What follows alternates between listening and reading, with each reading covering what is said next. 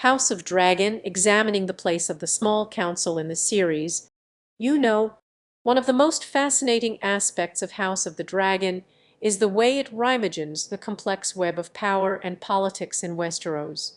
At the heart of this lies the small council, a group of trusted advisors who shape the king's decisions and provide counsel on everything from war, diplomacy to trade and finance.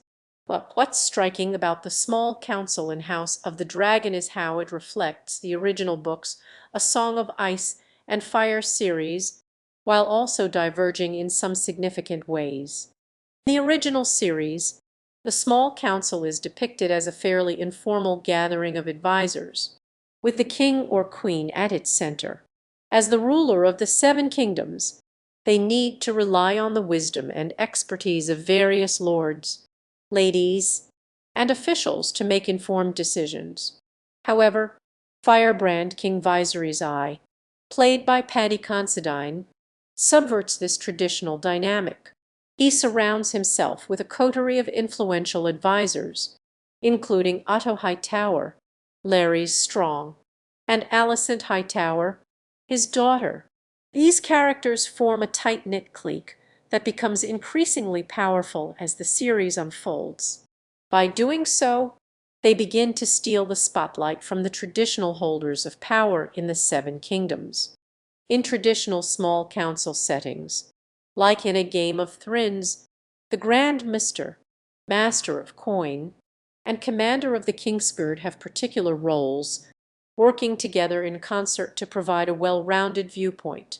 However, in House of the Dragon, the council becomes less a collective body and more a private clique of advisors handpicked by the king. This power imbalance raises interesting questions about the tension between official authority and those tapped by King Viserys as confidants, who often seem to hold more sway over his decisions. How can we explain this shift? And what does it reveal about the personalities and approaches to governance in House of the Dragon?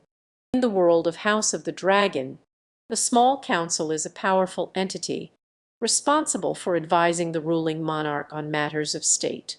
Seeing its inner workings, its interpersonal dynamics, and the influence it wields is a true highlight of the show.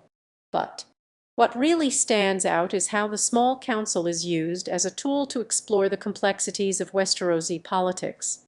The small council is not just a static group of advisors, but a dynamic entity that reflects the power struggles and shifting alliances of the Seven Kingdoms.